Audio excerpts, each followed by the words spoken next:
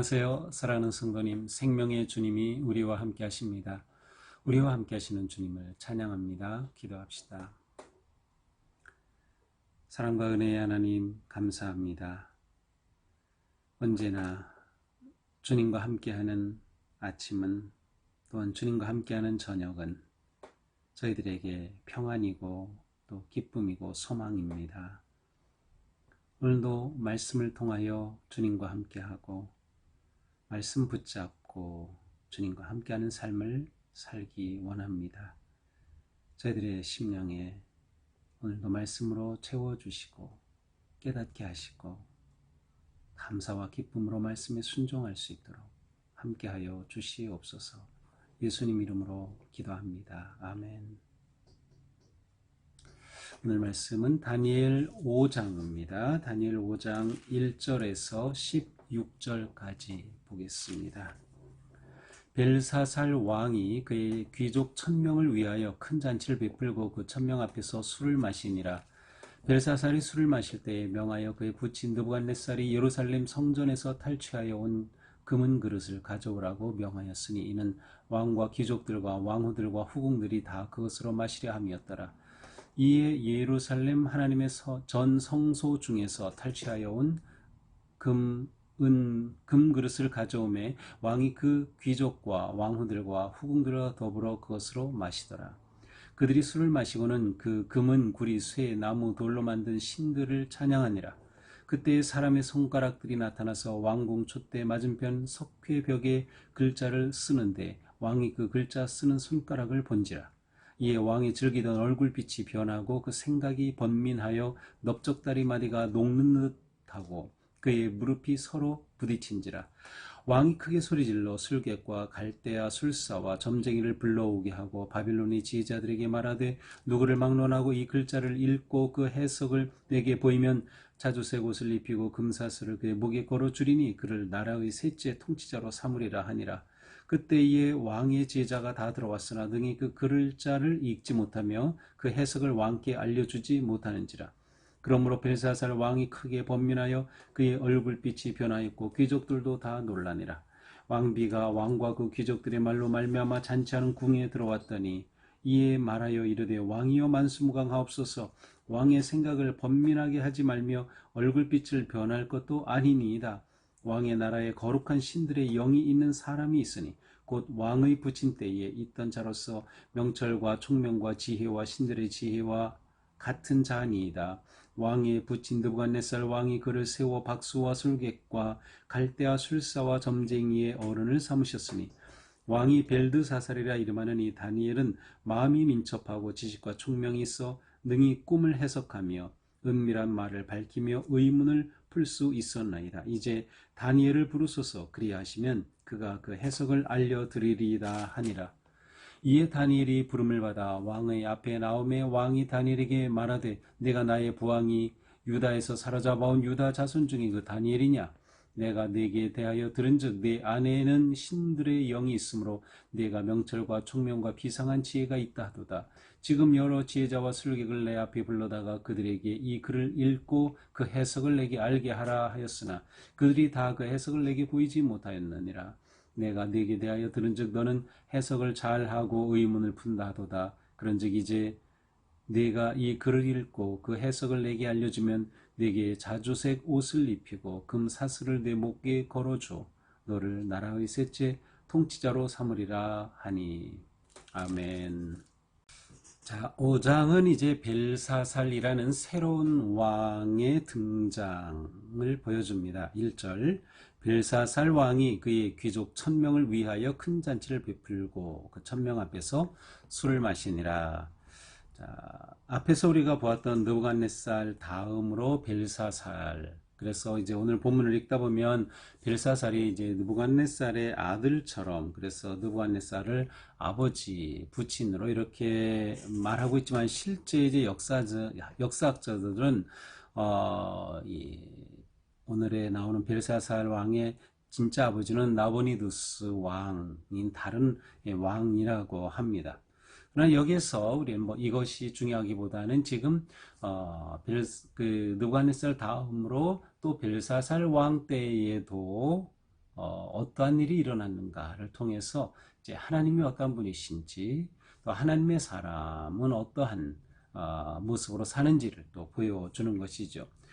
실제로 이제 벨사살 왕은 느부갓네살 후 25년 후에 이제 왕위에 올랐습니다. 느부갓네살이 죽은 후에 25년에 왕이 올랐지만 이제 여기서는 곧장 그 뒤를 이은 왕으로 이렇게 묘사하고 있습니다. 이 벨사살 왕은 굉장히 교활하고 악한 그런 왕으로서 알려져 있어요. 그래서 오늘 본문에서도 이제 그러한 그 모습이 이제 나타나고 있습니다.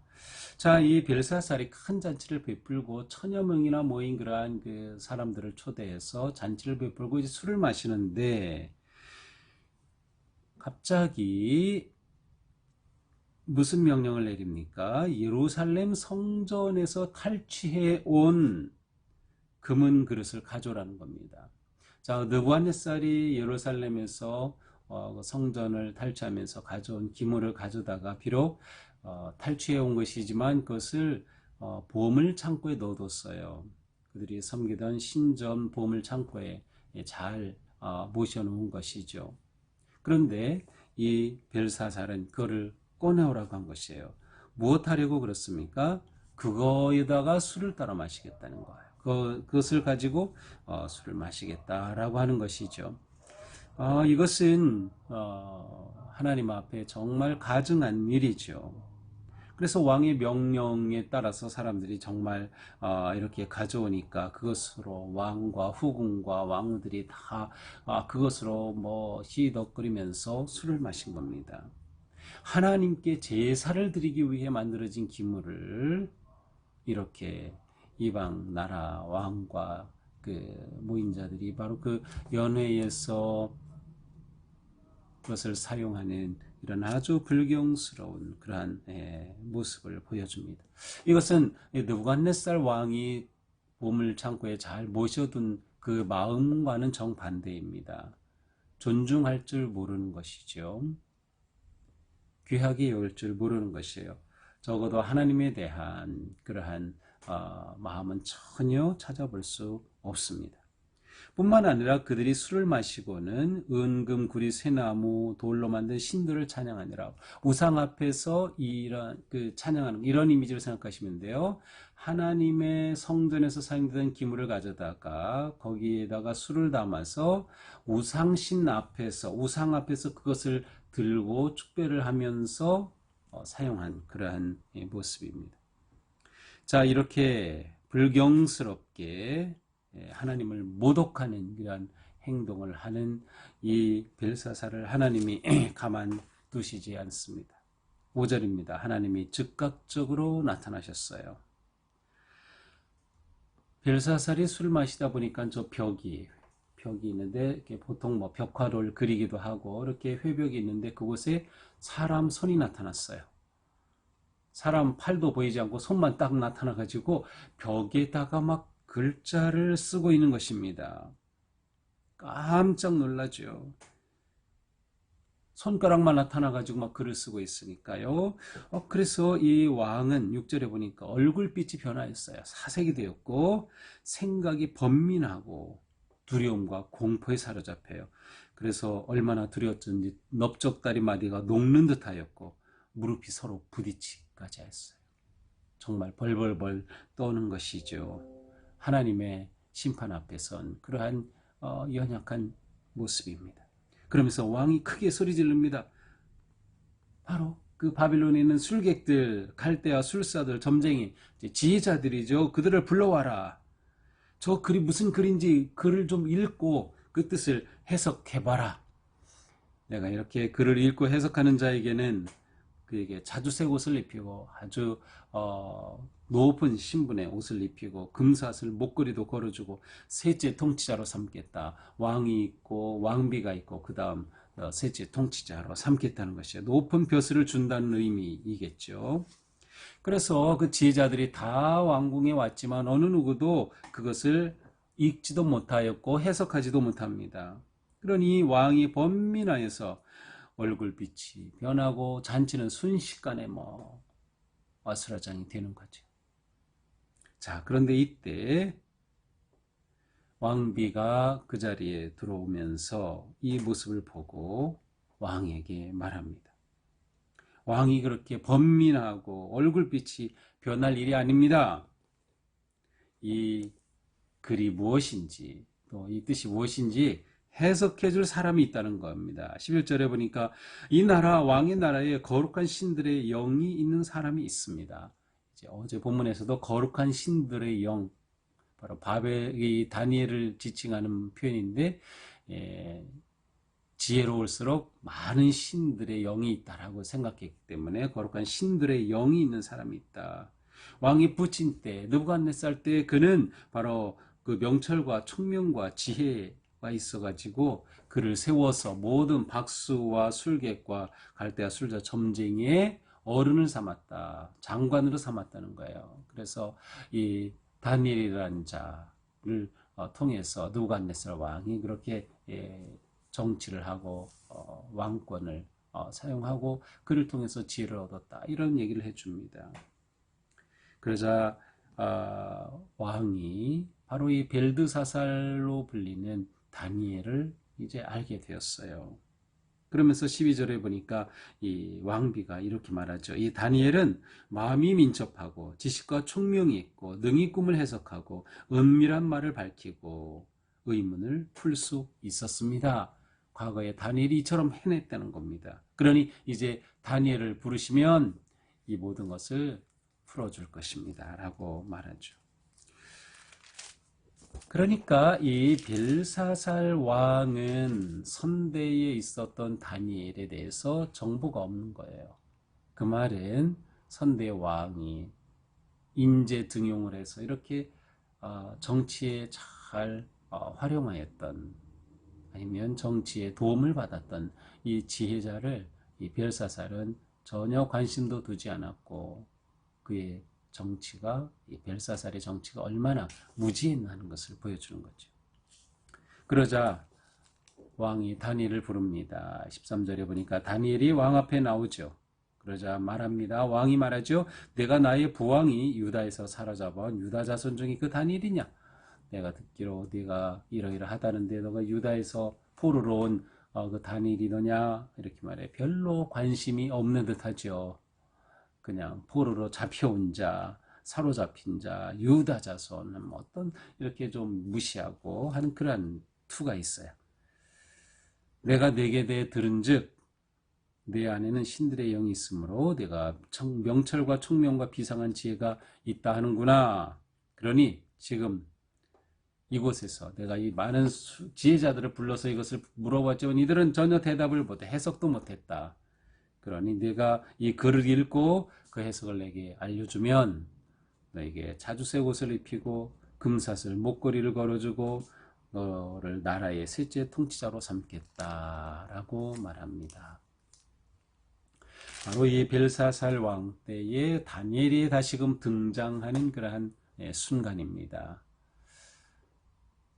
아쉽게도 이 벨사살이 이 다니엘을 알게 되고 다니엘이 등장하게 되지만 다니엘은 이 벨사살 왕을 위해서는 그렇게 충성스럽게 일할 기회는 사실은 이제 없어집니다. 나중에 다시 이제 나오긴 하지만 바로 이 벨사살은 하나님의 심판을 받게 되기 때문이죠. 자, 이것이 오늘의 말씀입니다. 자, 오늘 말씀을 보면서 하나님은 이 불의한 왕, 이 벨사살을 즉각적으로 심판하시는 것을 보여줍니다.